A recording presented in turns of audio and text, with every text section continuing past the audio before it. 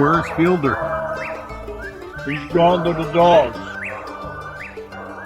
Welcome, friends, to the Gone to the Dogs podcast. One more episode coming at you this morning, and really excited about today's program. We've got a fellow that I've intended to connect with for a good long while, and finally we made the connection. That's Mr. Robert Raxter from Brevard, North Carolina, and he's already on the line. Robert, how are you this morning? I'm doing great this morning, Steve. How are you doing? Well, I'm doing great, Robert. I really am. We had a little technical issue there early on when we tried to record, but that's nothing new for me. I usually have at least one of those mishaps along the way. But how's the weather up there in the mountains of North Carolina? It's beautiful this morning. It's about 60 degrees. High is going to be about 70, 72. Oh, that's wonderful. Perfect. Yeah. I always try to get back to the mountains in the fall if I can, and we usually take a little trip up that way in October usually, so we can, they call us leaf peepers, drive around and see the scenery. There in Brevard, where you are, we were talking earlier about some of the trout streams I've enjoyed there, the Davidson River being one of them. And that's a tough river to fish. They call it a technical river for fly fishermen because those fish have been, I guess they've been caught so much that they're wise, to all that. Do you do any trout fishing at all? I have in years past, but I haven't probably. It's been 5 years or so. I used to trout fish pretty regular. I got you. And I would fly fishing, but the Davidson was always too rough. The fish were too smart for me. Yeah, that's what they call it. These snob fly fishermen, they call it a technical river. Means you've got to really have your game plan to fool those fish. Yeah. And I'm not that level of fly fisherman really either. But when I was in Raleigh working for AKC and had a little heart speed bump there and had to have surgery. And while I was recovering, I started going over into the mountains and renting a cabin and fly fishing and all that. So I traveled around a lot of those areas there, but it's beautiful country for sure. Must have been pretty rough on a coon hunter, though, to have to hunt those mountains. Yeah, it was.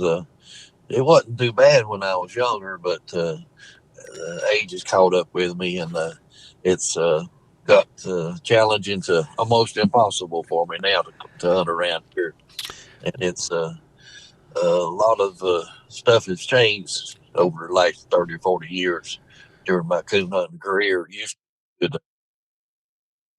to had plenty of places to hunt, and wasn't an issue about where to go. But now, so many people have retired and moved to Transylvania County that it's about impossible to get permission. And there's a lot of game lands, but the game lands is rough, real steep. I got you. Down through the years, Robert, as I've gone to North Carolina and gone to those mountains, and of course, my interest early on was through my dad and his love for the plot hound and bear hunting. And having grown up in the mountains of West Virginia, which are rough enough, but then coming down to North Carolina and you're adding another couple thousand feet in elevation on some of those higher peaks and rugged. Oh my gosh, I had to think that those fellas that hunted back in the day hunted strictly on foot and all had to be some tough outfits. Yeah, before the Garmins came through and really no way of keeping up with your dog too well. I'm sure it was rough on the bear hunters, especially. Yeah. Our county has got a little over a mile difference in elevation from the north county line to the south county line. The north line for the counties, the Blue Ridge Parkway, and it's the highest point on the parkway, about 6,000 feet or so. Mm-hmm. And the southern end is Lake Jocassee, right on the South Carolina state line, and it's a little under 1,000 feet. Wow, I didn't realize that you had that much variation in your elevation there. I know, of course, anybody that's visited the Great Smoky Mountain National Park, I'm sure has been up on Klingman's Dome, and that's over 6,000 feet. I know, was it 6,200 something? I can't remember exactly, but man, you just look any direction in that country, and it's just amazing. Yeah, and, beautiful place. It is. It's absolutely beautiful.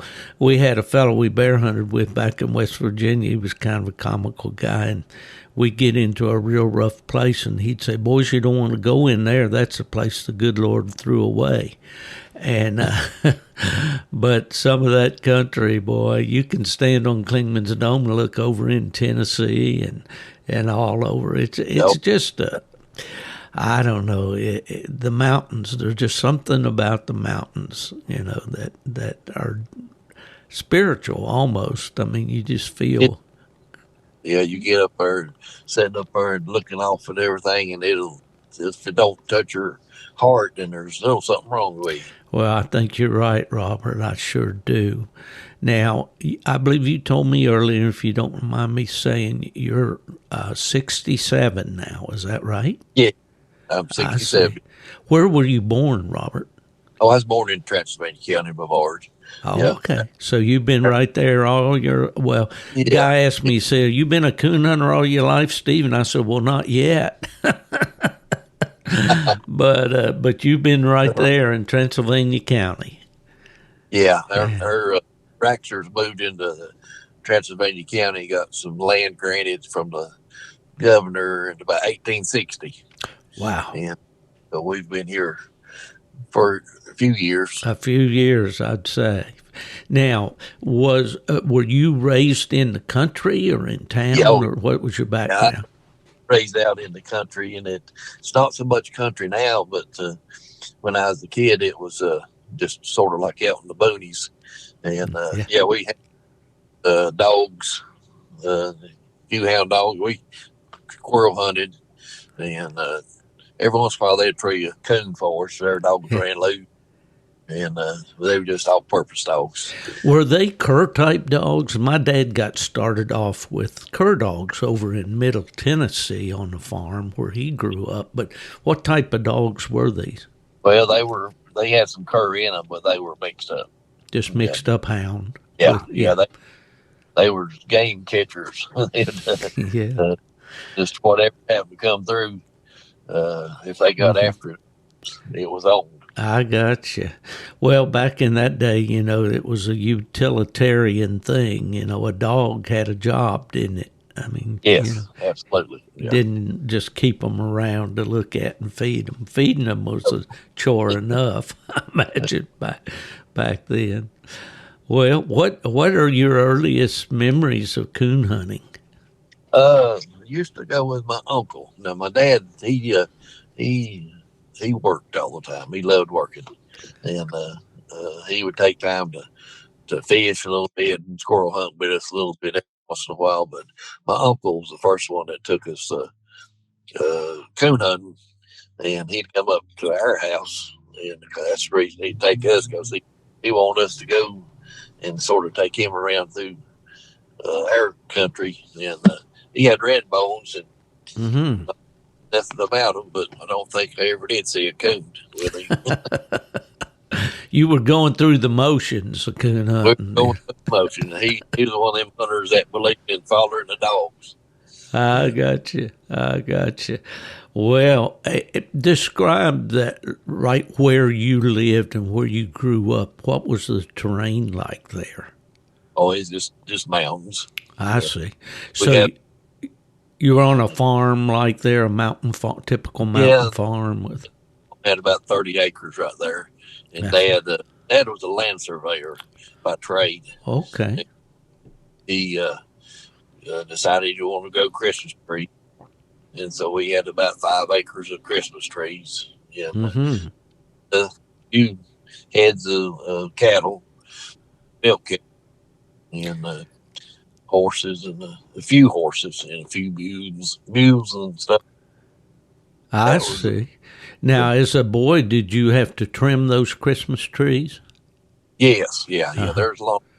People don't realize how much work is and time is involved in the Christmas tree when you go out there to grocery store or the corner market and pick one up. There's a lot of work. Oh, I imagine. Well, I lived for a period of time before moving to Florida, and right at the end of my career, I was working with AKC, but I moved over into the mountains of Ashe County, North Carolina. Yeah. Yeah, I'm sure you know where That's that big. is. It's right Yeah. up there where Virginia and North Carolina and Tennessee all come together. But there was a lot of Christmas trees up there, Yeah. too, Yeah. Yeah. Yes, sir. So That's I beautiful. got to kind of see some of that. Yeah. Mm-hmm. Okay. Well, you mentioned mules. My granddad had mules. That's where how he worked his farm there in Tennessee. He was legally blind. He couldn't drive a car, so he had to do everything with mules. He'd drive his mule, hitch up a wagon, drive to town, to do his business there in Dixon, Tennessee. But well, now you have brothers and sisters, Robert? I've got a twin brother. Oh, okay. And, I'm a land surveyor by trade. He's a land surveyor by trade. Okay, you followed in your dad's footsteps. We did, yeah. And we got separate businesses. And then I have a sister that lives in Nashville. Okay, well, that's good. That's good. I'm sure they keep you busy surveying land down there. There's all these halfbackers they talk about. You know what that is? Oh, yeah. Yeah. For our listeners, that's the people that moved to Florida from New York or wherever, and they don't like it, and they come halfway back and settle in the mountains, right? Yep. And I'm sure there are other names for them, but we won't go into that. Living here in Florida, I have to deal with some of those disgruntled ones before they move back. So anyway, well, so I imagine it was a lot of fun growing up as a kid there in the mountains. And Good childhood, yes. Yeah. Well, great people, hardworking people, I'm sure. Well, so you went from these all-purpose dogs there. How did you progress into getting into some registered dogs? Did that come along much later, or was it? Quite a bit later. I started my own surveying business separate from my dad's in 1982, and I hired a couple of fellers to work for me, and one of them was a coon hunter. Okay. And so he wanted to go coon hunting up there at my mom and dad's. He had black and tans, and I sort of really fell in love with it right there. And I was 30 years old by then, and fell in love with it and decided I wanted to get my own dogs. And thought, he was telling me how good his dog was and everything, but we hardly ever treated coon. And I went to a competition hunt with him, UKC hunting in Franklin, North Carolina, and drew out. I was spectating, and he drew out with Jim McConnell. Well, I was just going to ask if you knew Jim. When you said Franklin, that's who I immediately thought of. He had a little old dog called Ugly, and we went down into Georgia where they hunt all the time, and Ugly treed about 5 or 6 coons, and the good black and tan hadn't made a tree yet, so I decided it was time to start looking at other dogs. I see those spotted dogs started looking pretty good to you, huh? They did, yeah. Yeah. And then went and bought one and started hunting in the best around, and bought an older female and raised a litter of puppies, and she was straight off of Hickory Nut, the original Hickory Nut Harry. started hunting and raising my own dogs and sort of progressed there. Well, when you mentioned Hickory Nut Harry, I always remember. I guess he would have been a half mate to your dog there, but he produced the Hardwood Bozo dog. Yes, and in my mind, Bozo has been one of the most influential sires in the history of the Walker breed. When you look at so many of the popular lines of Walkers that go back to him, and I've mentioned those on this podcast before. But so yours, did you say it was a female you had out of Harry?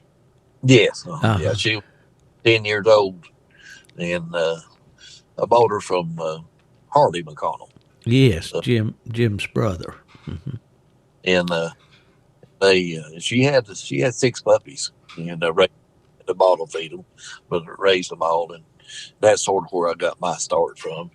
Then I started cross breeding out to Tar Heel Nitro for a while. Oh yeah, Sackett Junior bred dog. Yeah. They were real good tree dogs, and the ones that I sort of kept was good trailing dogs.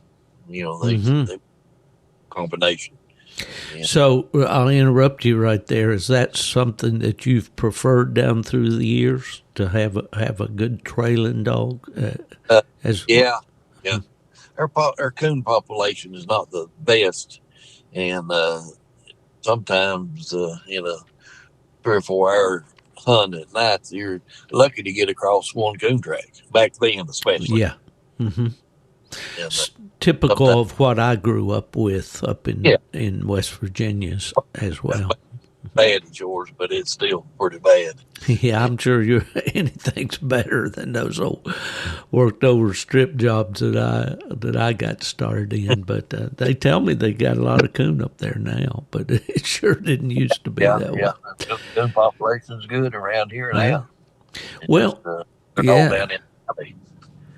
down next to people's homes instead of up on the mountain. Yeah, that's right.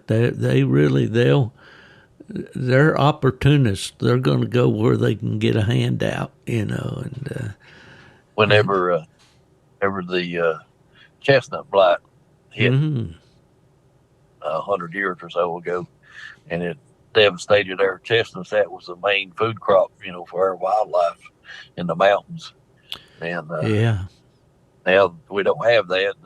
Our oak trees really don't produce that many good quality acorns to support a good wildlife. Well, it's seasonal. 1 year you'll have a good mass crop, and the next year you won't have any.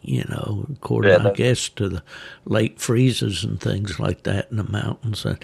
And don't you think that's probably the reason? Yeah, you're right. That's true. Very true. Yeah. Well, I wrote a chapter in my book about trees. I've always, if you're going to be a hunter, you got to know what your game is feeding on, and all and it was always fascinating to me, the chestnut trees, because, when I was a kid, when we go in the woods, you go around an old homestead or something, you'd see a lot of split rail fences made out of chestnut. Yeah. And we would still, back in that day, dogs would tree in these old chestnut snags. Yeah, snags, I sure do. Yeah. Some of them you could actually just push them over, Yeah. But, that was a terrible thing, and I guess Mother Nature knows what she's doing, but those trees, were just totally devastated and wiped out. But at one time, those mountains were absolutely full of them, And, they could support a ton of stuff. Absolutely. The mountain depended on the chestnuts a lot too for a food source. Actually.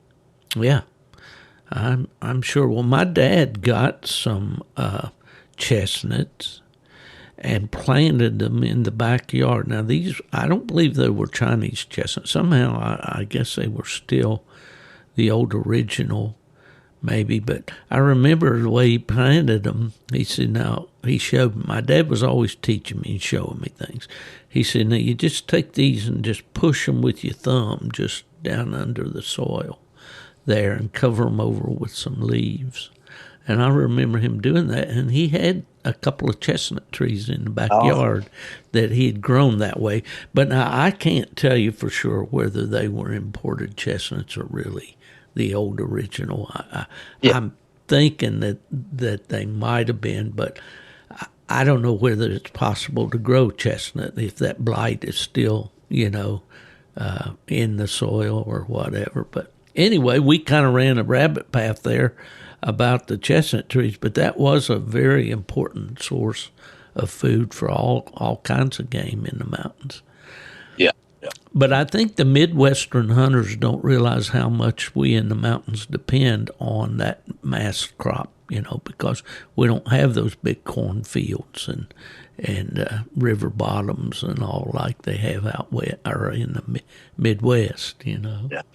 Unless it's hard for them to comprehend the challenges that we face in the mountains. Oh, yeah. And you've got to be tough, and you've got to be able to climb those. My dad used to call them as steep as a cow's face, he'd say. And but if you love it and you love a tree dog, I guess you play the hand you're dealt, and you go ahead. Yeah, you're right, and it's when a dog's treed up on top of a mountain or across a mountain, across a big holler in the next mountain over, it's not quite so bad. If they're walking around in the daytime trying to work or something, it'd be terrible. Yeah, it all depends on what you're doing out there in the mountains, I guess, right? Yeah. Well, now, Robert, you got the reputation of being a good dog man, a good houndsman, a good trainer.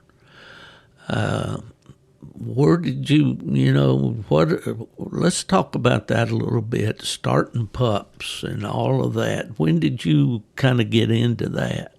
Yeah, well, I've always enjoyed raising puppies, and where I have been for the last 25 years, I bought a place back. I literally have no neighbors. Probably 3 miles is the closest neighbor that I have. And I'm right next to the South Carolina state line and watershed that supports Greenville, South Carolina. And what surrounds me is a state park.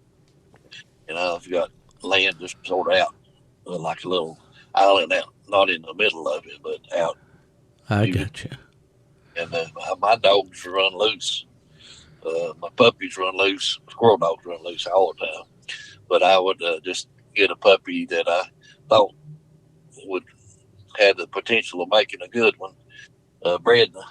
And I always try to get well-bred dogs. And the reason why is because if I ever decided to sell them, then they might demand a little more money. Sure.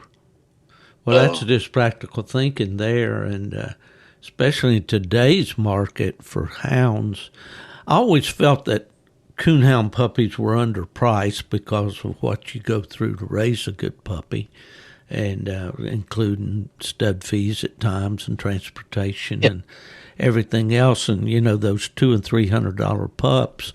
When you look out here and then your neighbor buys a poodle for $2,500 or $3,000 or whatever, something's wrong with that picture. I agree with you. But the prices I bought we've been trying here lately to come up with a good young walker dog, and they're not cheap. But they shouldn't be cheap either, I don't think. It's a different world out there. That's for sure. Well, if I can, just kind of steal a little bit of your experience, how do you basically start a pup? Well, what do you like to do with a nice bred young pup? I'd let them run loose because I had a few cuts that way, all that country, and if they had anything in them, they'd pretty much start. and I would just watch them.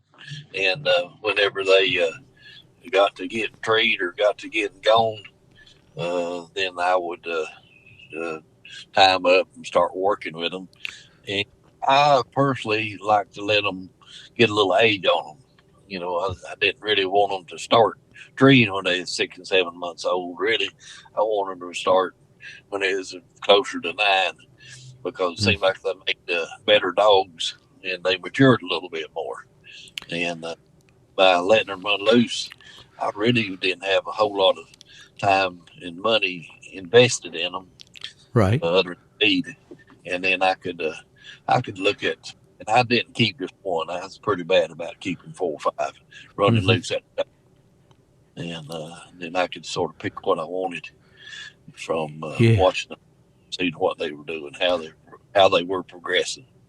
Well, I think, I've got a partner, a young fellow that just loves coon hunting and goes about every night.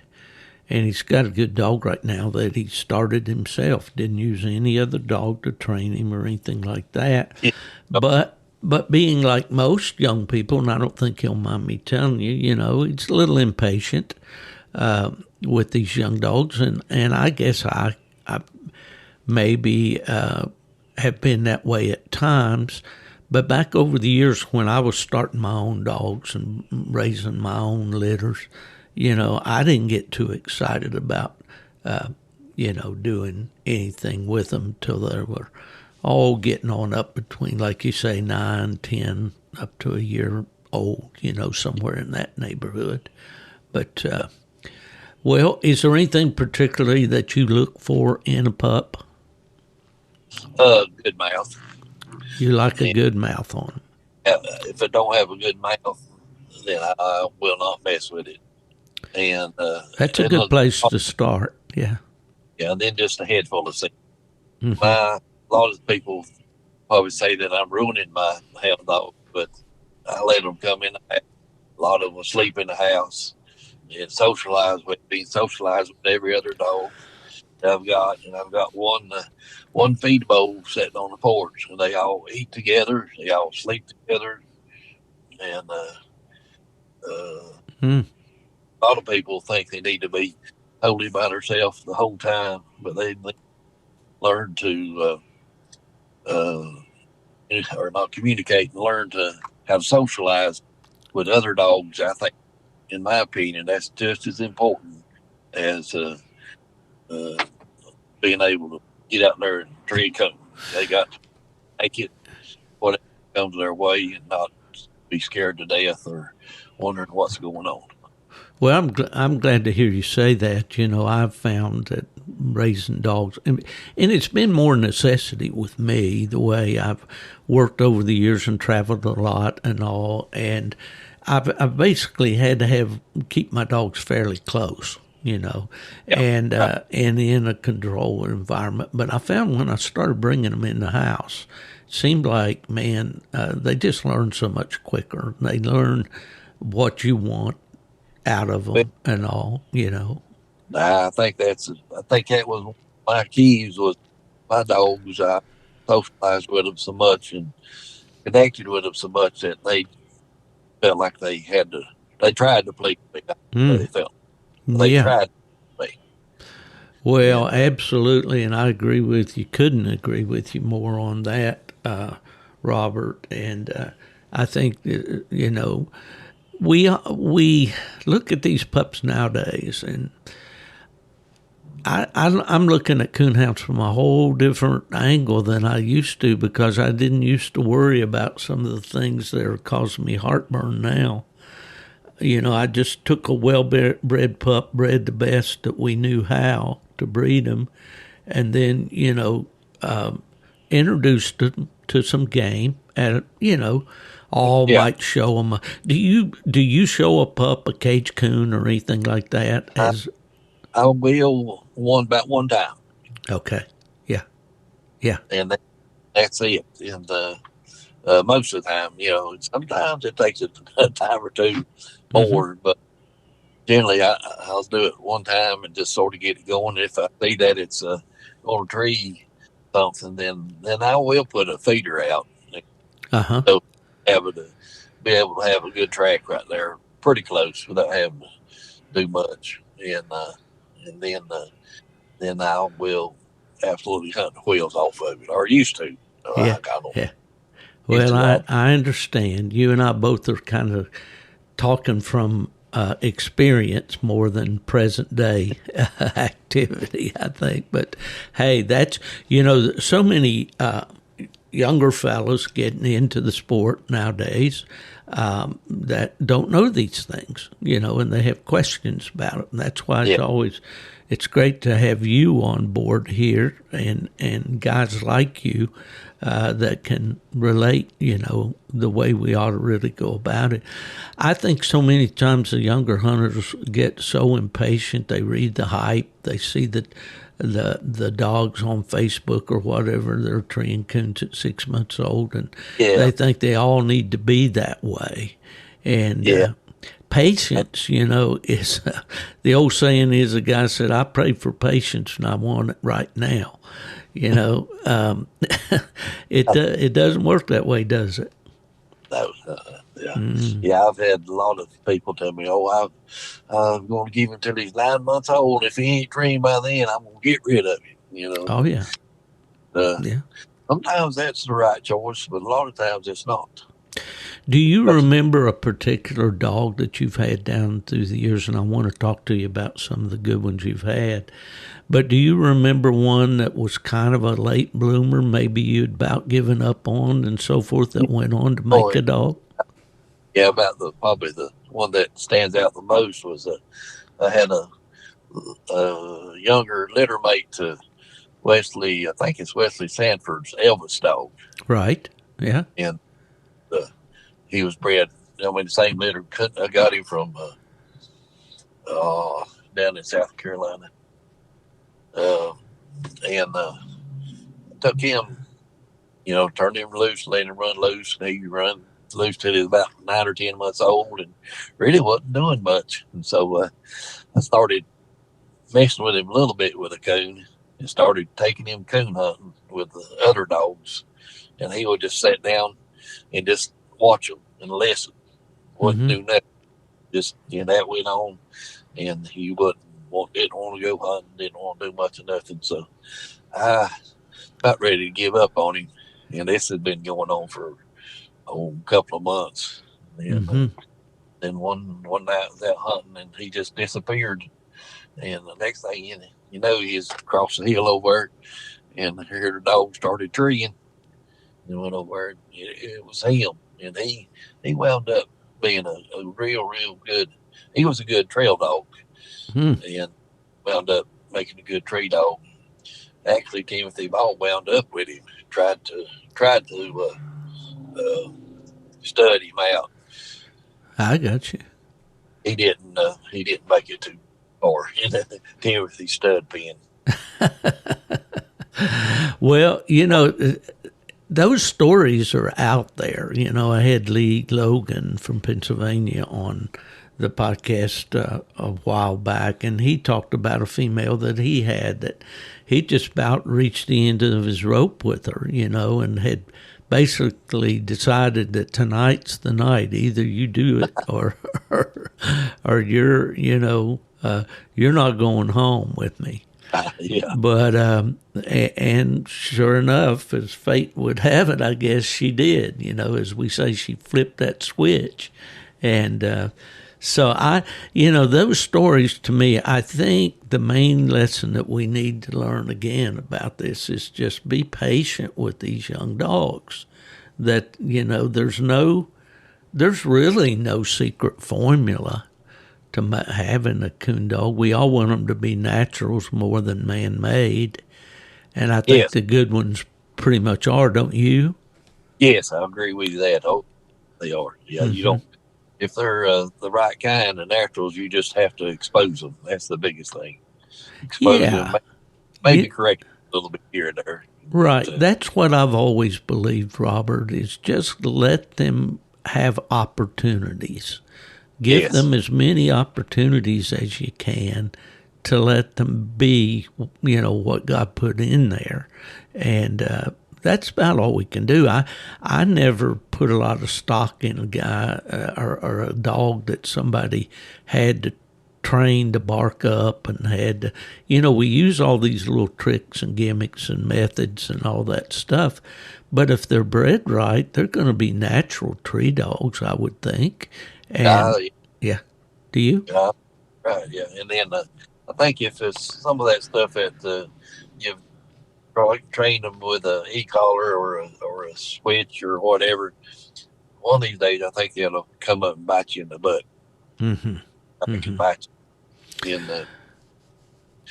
Probably don't want it to. Yeah, those shortcuts, and they will work sometimes. There's no doubt about it. But I think, and I don't maybe want to get into this can of worms, but a lot of these dogs today that are these deep and lonely kind of dogs are man-made that way. They're not naturally born that way. I don't know how much experience you have with these ambush-type dogs and all. But I've seen tons of them, and I've owned a few that wound up being that way. But I personally don't like that type of dog. Mm-hmm. Yeah. But for me, a dog like that up here in the mountains to start off with. And I want a dog that's actually worked up and done a little bit of trailing to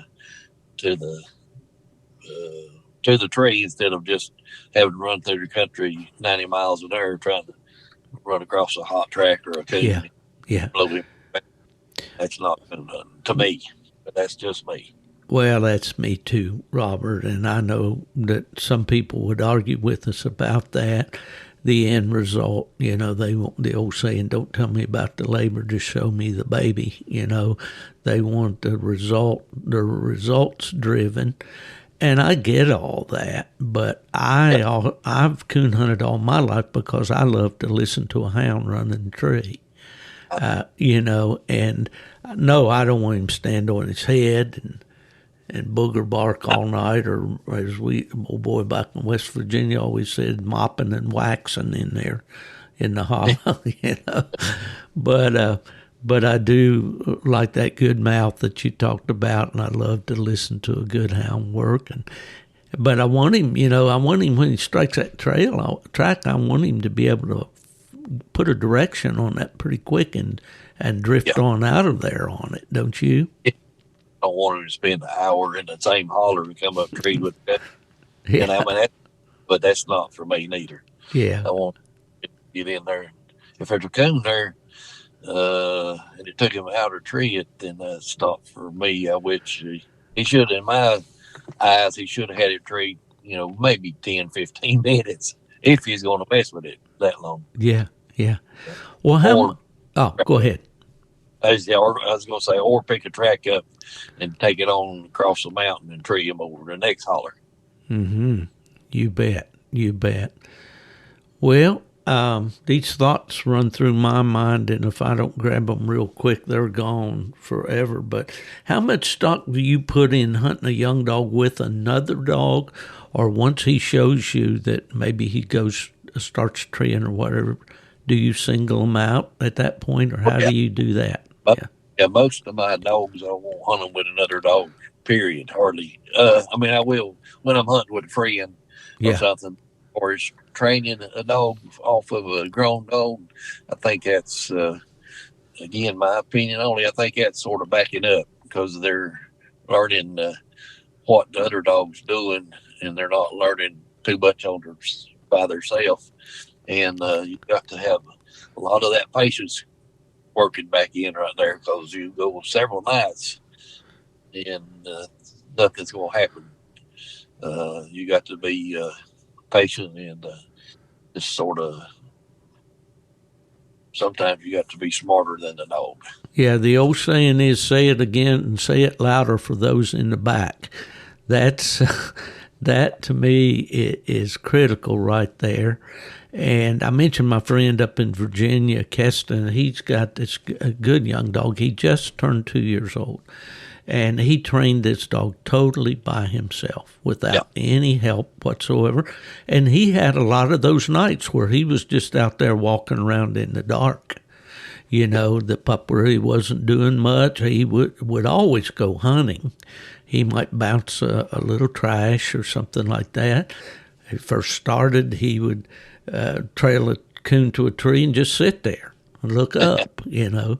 Yeah. But he was patient. He was persistent. I'll say, I don't know how patient he was, but he was persistent, you know, in taking him. And first thing you know, he got onto the game, and he's been really a nice young dog. And that's what I just like so many of these younger or new hunters to grasp, you know, that it doesn't happen overnight, and you got to be patient with them. But I think that you'll be a lot more satisfied with the result if you give nature its course and let it work out with that dog than trying to force the issue.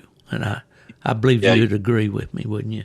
Oh, absolutely. Yeah, you'll have a 10 times or 100 times better dog in the end than you will by trying to force him to tree or force him to bark at a coon or force him whatever. Right. Let it run. Yeah. Well, Robert, we've talked 41 minutes and we haven't mentioned Boogar Hollow Mojo. Because I wanted to talk about the guy that made the dog. And about your methods and your philosophy as a coon hunter and all. But there's no doubt that Mojo's one of the most recognizable, you'd call him an icon in the coon hunting sport.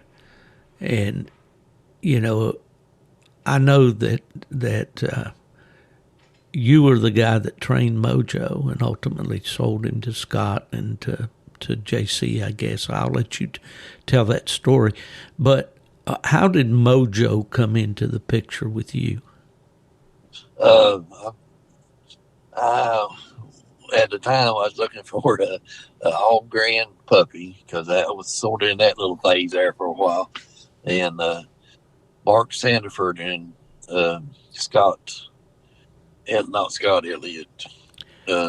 Elliot Schuler? Elliot Schuler, yes. Yes. They litter of puppies, and they was off of Dave's Stylish Hammer, which was made to gutter dogs and all that cross.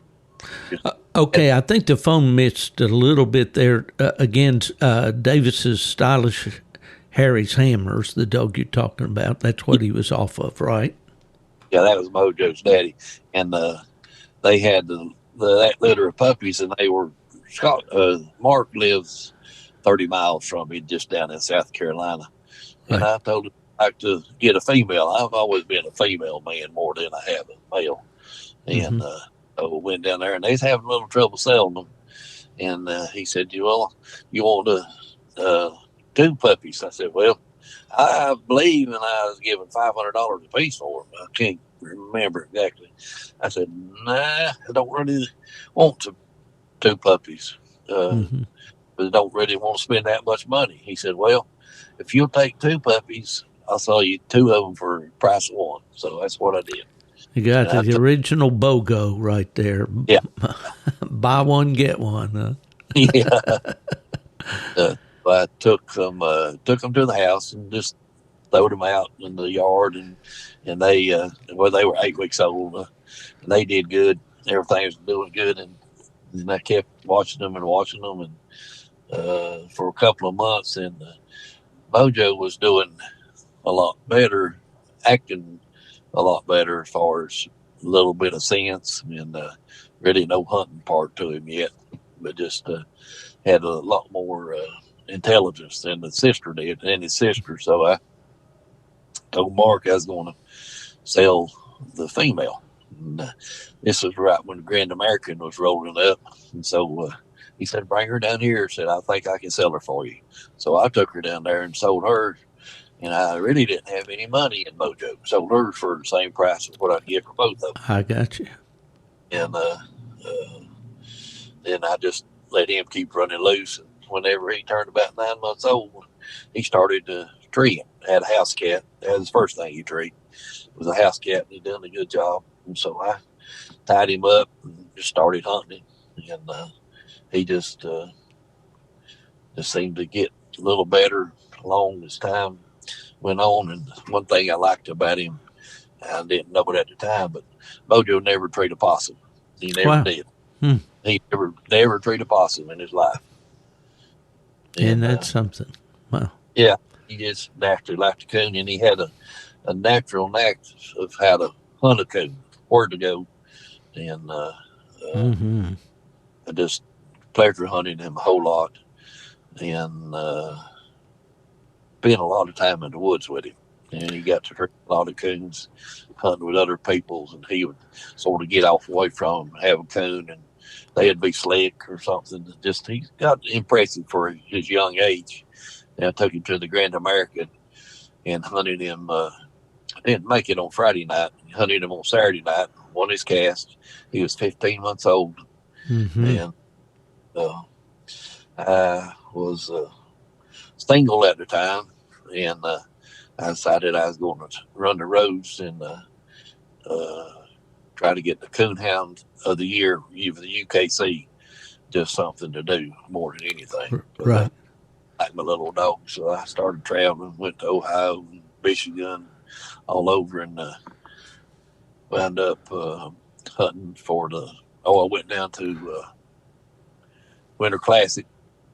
I think I won 2 casts down there with him. So that's where you got in that Triple Crown race with him then. Triple Crown. Won that for his first year. And then that was in 2009, I believe, right? Yes, it was. Yeah. And I was hunting in the Coonhound of the Year. You hunted in whatever category he was in, and he was still just a PR dog. So when I had to go to big hunts, I'd draw out with just PR dogs, and instead of Grand Knights or Night Champions. But that doesn't mean you didn't draw good dogs. Most of the time, you're real well aware of this. Most of the time, 4-dog cast, you've got one dog that's really competition, and the other two just sort of floating. But he did good. Hunted against Jody Jessup. I was pushing a black dog that year. Me and him grew together several times, and I'm not as smart at handling as Jody is. He's good. Let me tell you a little aside on that. Do you know Ed Ottman, Pig Eye? Yeah. Yeah. We were at a AKC hunt when I was with them down in Charleston, South Carolina. And I forget, we put a title on that hunt. Don't remember what it was. But AKC, it was when we were trying to get AKC going again after they hired me and all. And there was a young fella came in, and I remember that Pig Eye was there in the conversation. And this young man was talking, and he mentioned Jody. And he said to us, well, one thing I learned when I drew him, I wasn't smart enough to hunt with him. Jody been around. He knew the ropes. Oh, yeah. So he's sharp. He's sharp hand. Yeah.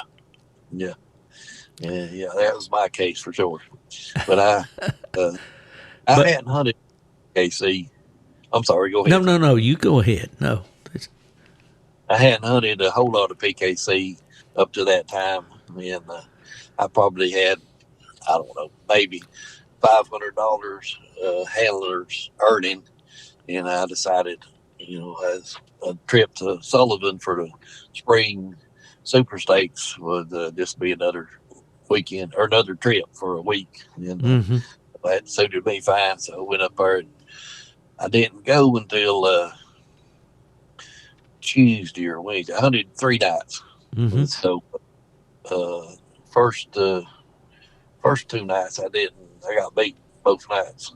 Early round, never won a cast. And then on the third night, wound up double cast wins and advanced on, and just got good dog work, and Yeah.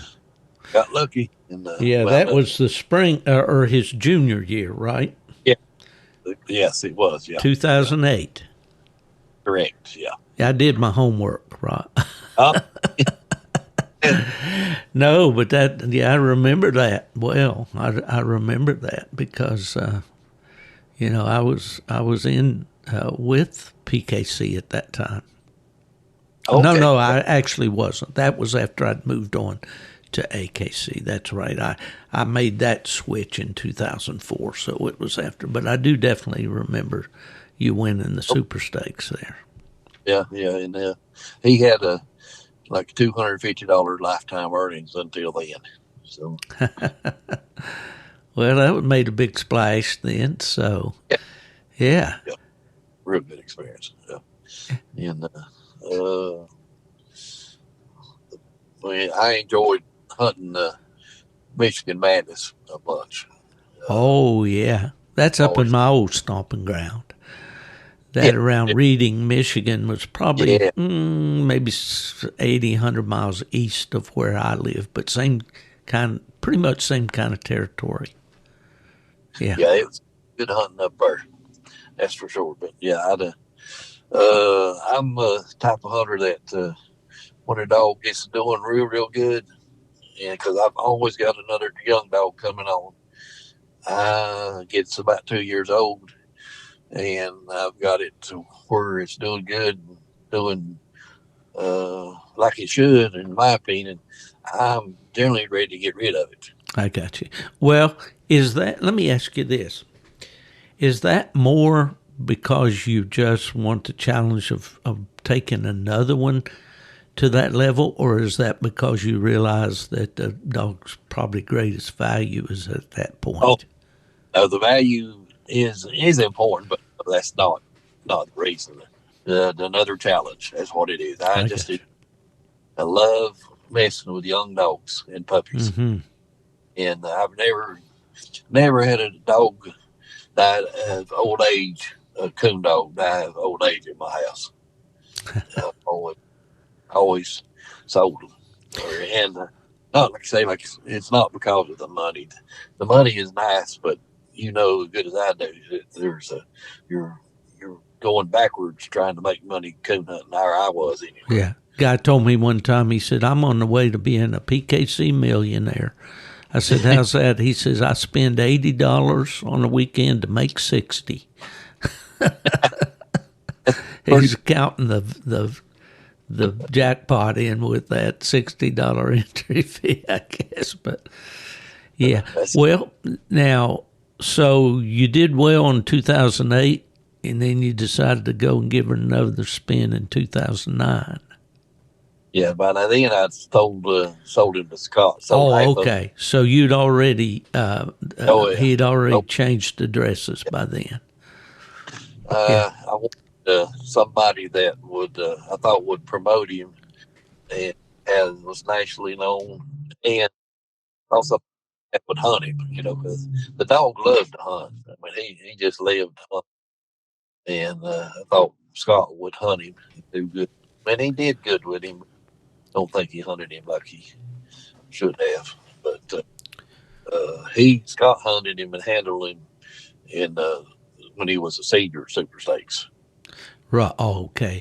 That part I didn't realize, but I knew that he did win them back to back there. Yeah, his junior and senior year. I just owned half of him, and Scott owned the other half, and I sold him to him in March of 09. Of 09. Mm-hmm. Yeah. Right. Yeah. So then, by later in that year is when you must have sold your interest to J.C. Ellis, right? Yeah. Scott owned him about 7 or 8 months, something like that. Or me and him owned him about 7 or 8 months, and I'm going to tell you the way I feel about it. And, Yes, sir. I felt like I wasn't being told the truth about what was going on with my dog. I see. And I made a decision to sell my other half because I just didn't like what was going on in her partnership. I got you. Well, you know, Robert, you mentioned something here that's important, I think. And you're free on this podcast to say anything that you want to say because I believe you're a truthful man and you're going to tell things the way it is from your perspective. I don't doubt that at all. But partnerships in coon hounds is a very slippery slope. It's a difficult thing to make work. Don't you agree? Oh, absolutely. Especially whenever they live 400 or 500 miles, 300 or 400 miles apart. Yes. Well, that's unfortunate, you know, and so that I guess more than anything convinced you to sell your interest. Yes, yeah, well, that was because I still loved the old dog, and I'd done anything for him, but I didn't want him back. Just to be honest with you, because he was too old to suit what I wanted. And I called Scott and told him I was going to sell my half, and told him you got 2 weeks to come up with or you can buy him, or I got 2 weeks to come up. You have 2 weeks to come up with a buyer that you want to partner with, or I'm going to put him on the internet. Mm-hmm. And so he came up with JC. I see. Okay, well, unfortunately, JC has passed on, and you know, but there's no doubt about it. The dog made a name for himself. You know, I think we can promote one, and we can do this and that to draw attention to a dog, but there's no mistake that as a young hound to go and win the Triple Crown in UKC and to win the Super Stakes, Spring Super Stakes back to back, you know, is and to make I guess later on maybe the next year he made the Final Four in the senior showdown, the truck hunt. Yep. So, you know, there's no doubt that the dog made his mark, and then I think that's continued on on the reproductive side. He's I think he's got like 1,800 or so puppies down. His puppies are won like $750 million or so. And I did a little bit of homework, looked at it this morning. And well, some of the information that I got on Mojo, I left those people out there. They know I'm brilliant, but they know I'm not that smart. But I looked back at an article that Jerry Mall did about Mojo and on the PKC website, and back at that time, that was back in 2014, he posted that Mojo had sired 1,641 pups and had earned almost 400,000, actually 392, 534, pup earnings, and that was back in 2014. So I'm sure that's gone up considerably, since then. Yeah, sure it has. Yeah. Well, back in the day when you were hunting Mojo, how would he have ranked in your mind, in your personal dogs down through the years? Alongside some of the better hounds that you've owned and started and so forth. I would rank him number 2 behind a little female that I had that was off of Mojo named Karma. Okay. Tell us about her. Karma was out of the litter of Matt Merchant's Frat. I think he called her Frat. Mm-hmm. Dog. And Matt's a good boy. I enjoyed knowing Matt and his dad. Yeah. And that litter, I think there's maybe 3 or 4 of them that's platinum. Wow. Off of Mojo, off of Frat Mojo. Mm-hmm. He was just a little old coon treating little dog. Had a lot of drive about her, and she would had the ability to run a fox through the country, and you'd never know what she was running unless because she switched fast at the Competition dog. yeah. But Yeah. she treated possum. She wasn't like her daddy. I And, guess. and I wound up making her a platinum champion. Wound up being I don't remember what it was, but she was a national female leader for 1 year. And That's great. Mm-hmm. finished second in the Spring Super Stakes. And I should have I think it's like 2010. I should have won the Spring Super Stakes with her, but I got scratched with 30 seconds left for going back to the same tree twice. Ah, be darned. Dogs will do that to you. They'll keep us humble. Yeah. I couldn't fault her. It was my fault. Did you breed her at all? Yes. Yeah. Oh, yeah. Yeah. Did you have good luck with her pups? Yeah, I did. Yeah. The one that I kept, I bred her to Seaman Flat Rock. Thrasher or Coma? No, almost Rock. Steve Yance dog. Thrasher. Yes, sir. Yeah. Yes, sir. Mm-hmm. Thrasher. I bred her to Flat Rock Thrasher, and told her that had the semen off of it. That was the only litter I raised, and I kept one. She was a real good personal dog. She had a little bit of a funny turn about her, and I sold her kept her, and she wasn't a good competition dog. The reason why, because she didn't really have a lot of hunt in her, and she was like a house dog. I guess it's probably my fault. Part of it because she liked to be around me too much. She really did. See. Mm-hmm. Hunt. Well, Thrasher was one of those pups like Mojo that made a big splash in the pup programs, in the Futurity and the Super Stakes back in his day. Try it and see what happens. Sure. Well, you never know till you try, do you? No. No.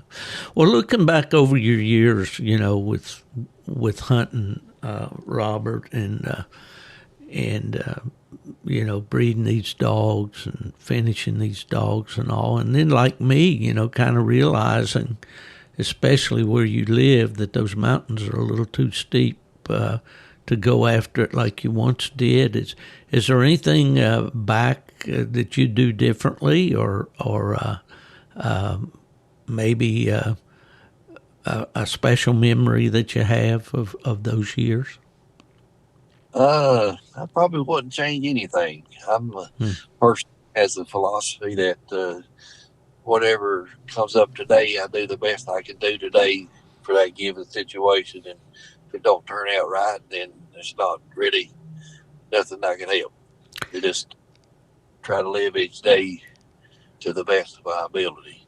Well, I think you've certainly done that. You have a lot of friends, and you have a great deal of respect among your peers out in the coon hunting world. I can tell you that because, and I didn't bring you on the podcast to blow you up, but I when I speak about you or your name comes up, it's always positive, and that's a mark of a man in my view, because the record, or the old saying, let the record show, and I think yours has been an exemplary record. You now are hunting squirrel dogs, right? Squirrel dogs, yes. Yeah. That's what you got? Tell us about them. I've had the same little line of squirrel dogs for probably 20 years too, and they started out with a Kimmer hybrid cur, which was a half cur and half Cajun feist that Robert Kimmer bred up, and I got him from a guy down in central North Carolina, and he was just a super impressive little old squirrel dog. Yeah, he probably had 400, 500 pups himself. Everybody that hunted him hunted with him on the puppy. What was the dog's name? I just called him Jake. Yeah. None of them.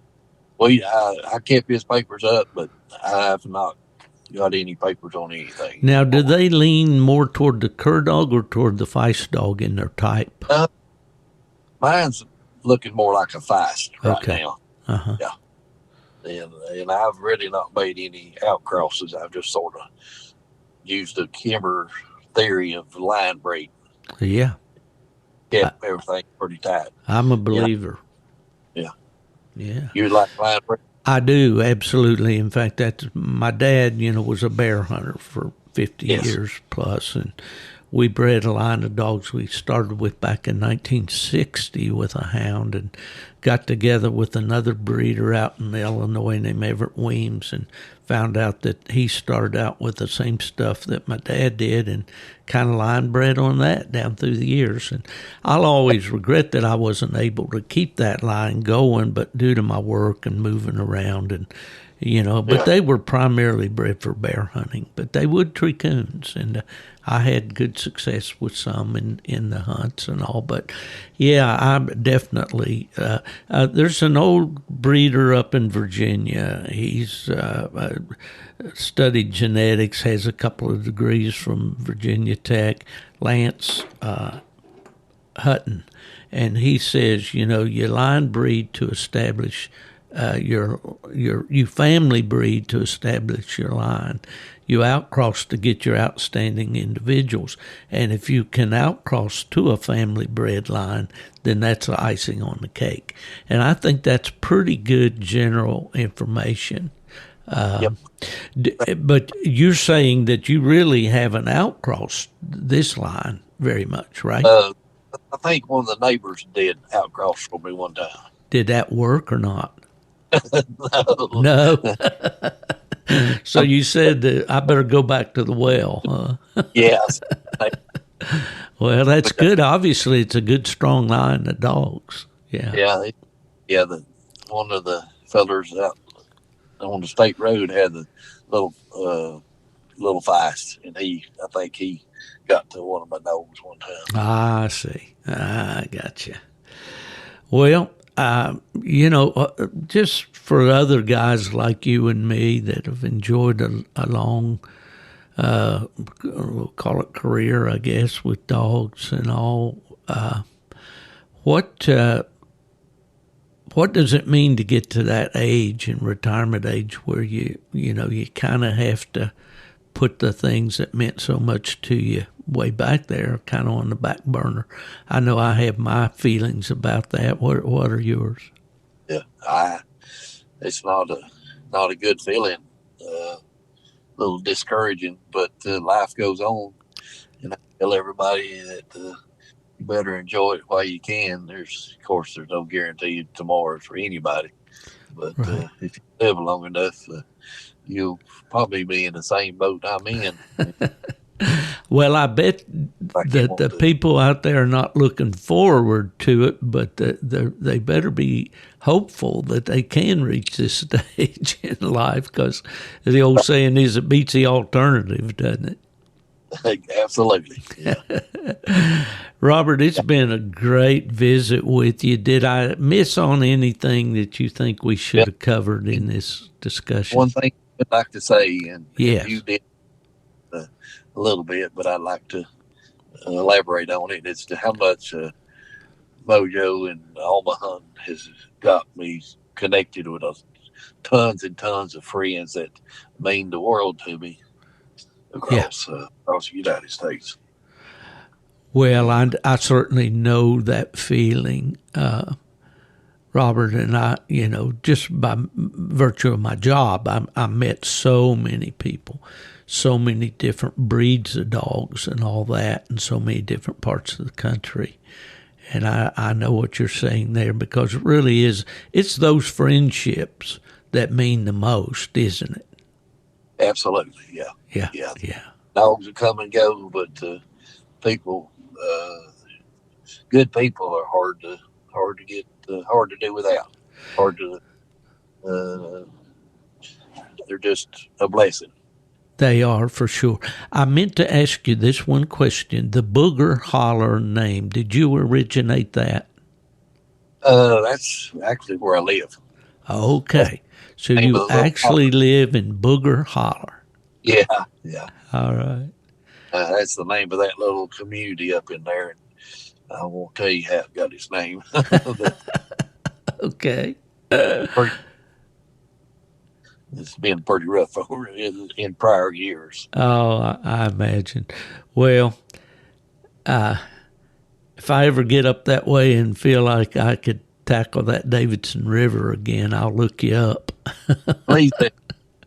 Yeah. It'd be good to just sit down and talk with you I could do this for hours, but actually we've been at it about an hour and 10 minutes, and that's about a good length for a podcast. But I deeply appreciate you coming on with me today, Robert. It's been great, and I think you've left a lot of good information for hunters, especially the younger hunters, and I appreciate that. And maybe someday,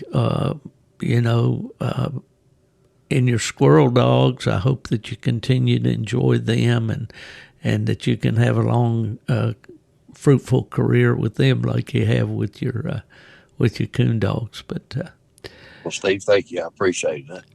I want to tell you I appreciate everything that you've done for the coonhound world, and you're doing a great job. And look me up whenever you get a chance. Well, I sure will, Robert. I can't say enough about how much I appreciate this chance to sit down with you. Folks, that's Robert Raxter from Brevard, North Carolina, a coon hunter with a great store of knowledge to share. And Robert's been gracious enough to share a lot of that today with us. So we thank you, Robert, and if someone asks you where's Steve Fielder these days, tell him he's down there in the mountains of North Carolina with Robert Raxter. We're going to a squirrel tree with one of those Kimmer feists. We'll see you later, Robert. Thank you, my friend. Thank you. Bye.